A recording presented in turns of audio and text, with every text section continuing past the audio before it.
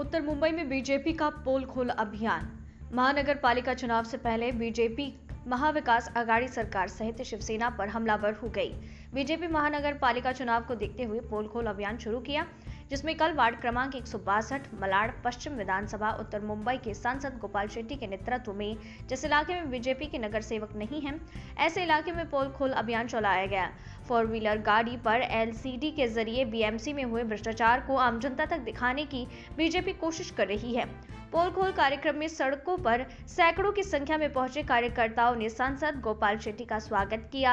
वहीं संसद द्वारा इस अभियान को सफल बनाने की शपथ दिलाई गई, जिसमें सारे पदाधिकारियों ने अपना समर्थन दिया। उत्तर मुंबई के सारे पदाधिकारियों ने इस कार्यक्रम में शिरकत कर विपक्षियों को दहला दिया। इस पोल खोल से बीजेपी को कितना फायदा होगा ये कह पाना मुश्किल है, लेकिन जनता तक भ्रष्टाचार की कहानी जरूर पहुंच रही है, जो आगामी चुनाव में काफी अहम भूमिका निभा सकती है।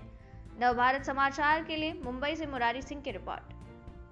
खोलते रहता हूँ, मैं अपना पोल भी खोल देता हूँ। हाँ, मैंने 2 काम बताए यहाँ पर, और ये 2 काम आप लोग भी, मीडिया के लोग मुझसे आने वाले दिनों में पूछ सकते हो। CPWD का सेंट्रल गवर्नमेंट के पास जमीन है, उसका परमिशन मंत्री ने देने के बाद में मुंबई का जो अधिकारी है वो अभी तक काम नहीं चालू कर रहा है, तो वो पोल खोल मैंने करा। यहाँ इतना बड़ा ग्राउंड है, इतना सारा टैक्स लोग पे करते हैं, जॉगिंग ट्रैक नहीं है यहाँ पर, तो उसका मैंने यहाँ पर घोषणा किया। ये 2 काम हम करेंगे। उसके साथ साथ में बाकी सारे SRA की जो योजना है, जो पार्टी ने मुझे जवाबदारी दी है आने वाले दिनों में काम करने के लिए, उसमें जो कमियां खामियां, 1 रुपया खर्चा किए भी अगर लोगों को हम घर दे सकते हैं लेकिन घर नहीं दिया जा रहा है, तो उसके बारे में भी हम आने वाले दिनों में, मैंने आज सतीश लोखंडी जी से सवेरे ही बात किया। मैंने लॉन्ग मार्च निकालूंगा दहीसर से बैंड्रा तक, उसकी भी मैंने बात की है। तो उन्होंने कहा साहब मत निकालिए, हम लोग बहुत जल्दी कर रहे हैं, अगर करते हैं तो अच्छी बात है, नहीं करते हैं तो हम उसका भी पोल खोलो आने वाले दिनों में। आज मैंने यहाँ पर किया, जगह जगह पर हम लोग करेंगे।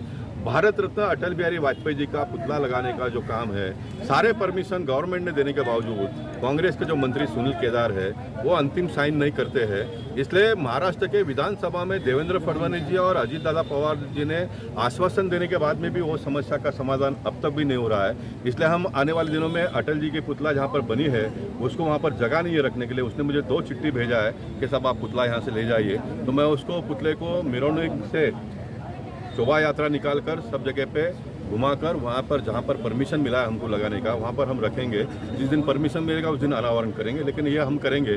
मैं ऐसा मानता हूँ कि लोकशाही का यही तरीका है काम करने का, सरकार के कमियों को, खामियों को उजागर करना जनता के सामने, और वो मैंने किया है। और जो बातों का उल्लेख मैंने किया है वो सारे बातों के साथ में न्याय दिलाने का काम सरकार तो बाद में करेगी, लेकिन एक सांसद के मैं करूंगा, क्योंकि पब्लिक ने मुझे इतनी ताकत दी है, इतनी सोच और समझ दी है, उतनी भावना मेरे में है। तो जो भाषण मैंने किया, आप लोगों ने टेप किया है, आप मुझसे कल आकर पूछ सकते हो। ये आने वाले दिनों में तुरंत करेंगे। ये सरकार से जितना होगा उतना हम करेंगे। हमारी सरकार आने के बाद में पहले ही दिन इसकी घोषणा होगी। इस प्रकार की व्यवस्था मैं करूँगा। ये पोल खोल सिर्फ यहाँ अपने क्षेत्र में रहेगी या पूरे मुंबई में? नहीं, पूरे मुंबई के 228 वार्ड में ये पोल खोल का कार्यक्रम होने वाला है। कम से कम 228। एक वार्ड में 2 करना है तो कोई प्रॉब्लम नहीं है। जैसे मैंने कहा कि यहाँ पर अगर नगर सेवक दूसरे पार्टी के है तो वहाँ पर जाके भ्रष्टाचार का उनका पोल खोलो, तो रूम रिपेयरिंग करेंगे, भाई इतना लिया उतना लिया, हो सकता है वो हमारे लोगों के बारे में भी खोलेंगे। करने दो ना पोल खोल जनता में। मैं अगर सच्चा हूँ तो मैंने क्यों डरना चाहिए भाई, है ना? मैंने क्यों डरना चाहिए? तो पोल खोल करेंगे तो कम से कम आने वाले दिनों में लोगों को राहत मिलेगी। मैं हैरान होता हूँ क्योंकि मैं झोपड़पट्टी से आया हूँ। एक घर रिपेयरिंग करने के लिए जितना घर बनाने के लिए पैसा लगता नहीं है, उससे ज़्यादा बांटने के लिए लगते हैं। साहब ये पाप है, ऐसा मैं मानता हूँ। सर, जिस तरह का आपने बताया कि 2nd फ्लोर वाले को, मतलब 1 माले वाले को घर मिलना चाहिए, लेकिन आज भी मुंबई शहर में 2 माला के ऊपर भी 3-3 माला प्रेजेंट में भी बन रहा है सर। तो इसके लिए कानून आपने एक्शन भी उठाया था, बट सर कुछ कार्रवाई नहीं हो रही है। मैं कह रहा हूँ, मैं पॉलिटिक्स को बाजू में रखकर, असलम भाई को आप कभी बुला सकते हो, मुझे बुलाइए, उनको बुलाइए। मैंने असलम भाई को कहा कि मैं मदद करूंगा, ये सारे लोगों का ज़िंदगी सुधार दो। देखो, एक घर में नीचे एक फैमिली रहता है, ऊपर एक रहता है, दूसरा तीसरा चौथा भी होगा, तो उसको घर आपको देना ही पड़ेगा, नहीं तो स्कीम बनेगी नहीं। आपको पता है मलाड में 2 माले का घर गिर गया, उसमें 8 लोग मरे। पैसा कितना सरकार ने बांटा मालूम है? 5-5 लाख रुपया महाराष्ट्र गवर्नमेंट ने दिया, 2 लाख रुपए केंद्र सरकार ने दिया, 40 और 16 56 लाख रुपया मरने के बाद में हम देते हैं। लेकिन ये 56 लाख में सबको हम घर दे सकते हैं, घर नहीं देते हैं, मरने के बाद में पैसा देते हैं।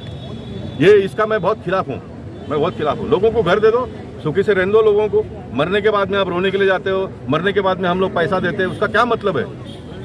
इससे जिम्मेदार कौन सर? ये जो इनलीगल काम, सारे लोग जिम्मेदार है। आप अगर कहेंगे गोपाल जी आप भी जिम्मेदार, मैं मान लेता हूँ मैं भी जिम्मेदार हूँ। हो सकता है कि जितना मैंने करना चाहिए उतना मेरे मुझसे नहीं होता होगा, तब तो ये सब हो रहा है ना। देश में आज़ादी के 75 साल में लोगों को घर मिले इसकी कोई नियम ही नहीं बनी, कायदा ही नहीं बना। पहली बार मेरे देश के प्रधानमंत्री ने बनाया 7 लाख रुपए में 300 फुट का घर मिल रहा है। तो क्यों लोग ये इलीगल काम करेंगे? घर बनाने की योजना ही नहीं है, व्यवस्था ही नहीं है।